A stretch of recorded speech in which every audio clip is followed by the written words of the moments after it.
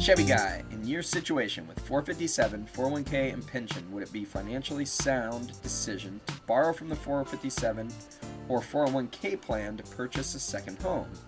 The loan is repaid in 5 to 15 years depending on your choice. It can be, yeah. So here's the deal. When you take a loan from your 401k or your 457, you're pulling it out of whatever investments you have it in. So you need to determine, maybe you have it all in one thing, maybe it's mixed up. Okay? If it's mixed up, you could pull it out of whatever your safest investment is that pays you the least amount. The ones that are not meant to be very risky, but they're also not going to return very much. Because whatever interest rate you take your loan at, you're going to pay that back to your policy. So let's say you had some bonds that were set up at, 4 or 5%.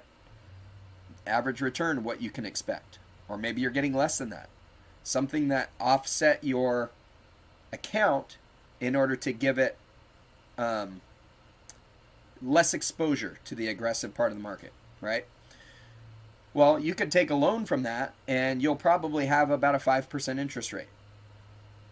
I know the last time I took a loan from a 401k, we paid about 5%, just over 5%. So I'm paying that 5% back into my 401k. So you get that back. So I don't have any issues borrowing from it. You just got to make sure that it makes sense compared to what you have it invested in. So if the market drops 50% tomorrow, maybe you don't want to pull it out at that time because you're going to pull it out and sell whatever you were in at half price. You're going to sell it at half price. Presumably you're going to take a while to pay it back, and the money's not going to be back in there to buy it back in before it goes back up. So you don't want to miss out on that. If there's a big drop, you don't want to miss out on the upside that tends to happen within the next year. Usually we get a big drop in 1 year, it'll come back up the next year or the next 2 years. It usually doesn't take much longer than that. So that would be what I would look out for. But as long as you have that plan in place and you realize that you're paying yourself back at whatever percent you get to borrow from, it can work great. You don't have to ask permission to borrow from yourself. And the payments back are a little bit flexible. A little bit flexible. You got to be careful. Oftentimes you'll have it just come right out of your check.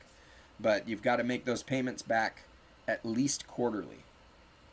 And there's some penalties if you miss that. So, hope you found value in today's video.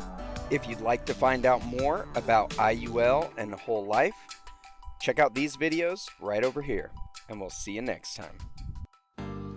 Now go maximize your cash flow.